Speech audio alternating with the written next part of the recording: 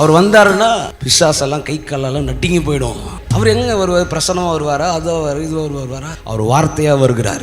வார்த்தையை நீ என்ன காதுல கேட்டு இருக்கீங்களோ அவர் வெல்கம் பண்ணிக்கினே இருக்கீங்கன்னு அர்த்தம். நீ எந்தெந்த இடத்த குறிச்சு எல்லாம் பயந்துட்டு இருக்கீங்களோ அந்த இடத்துல எல்லாம் இந்த வார்த்தையை அப்படியே அனுப்பிச்சுட்டே இருந்தீங்கன்னு வச்சுங்களேன், அங்க இருக்கிற பிசாசுடைய கை கால்லாம் தட தட தட தட தட தடன்னு ஆடுறதுக்கு ஆரம்பிக்கும். எதுவுமே நம்புறீங்க? இந்த மாசம் முடிவுக்கு முன்பதாக தேவன் என் தலை உயர்த்துவார். தேவன் நினைத்தால் அதை தடுப்பவன் ஒருவனும் இல்லை. யாராவது ஒருத்தர் கூட்டுவாங்க பார்க்கலாம், ஒருத்தரும் இல்லை. அவரை நான் நம்புறேன், அவரை நான் விசுவாசிக்கிறேன், அவரோட வார்த்தைக்குள்ள இருக்கிறேன். அந்த வார்த்தை கண்டிப்பா என் வாழ்க்கையில ஜீவனை உண்டு பண்ணி தான் ஆகும். அந்த ஜீவனை நான் வாழுவேன், சுகித்திருப்பேன், மேன்மைப்படுத்தப்பட்டிருப்பேன், உயர்த்தப்பட்டிருப்பேன்.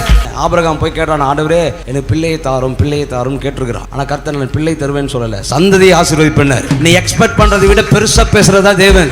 அந்த கடனை முடியாது. அது ஐயோ ஏதாவது வார்த்தை, அந்த கடன் முடின்னு ஏதாவது சொன்னா கொஞ்சம் நல்லா இருக்குமே. கடனையும் சேர்த்து முடிச்சு அதுக்கு மேல வாழுகிற வாழ்க்கையோடைய வார்த்தையை பேசிட்டு இருக்கிறேன்.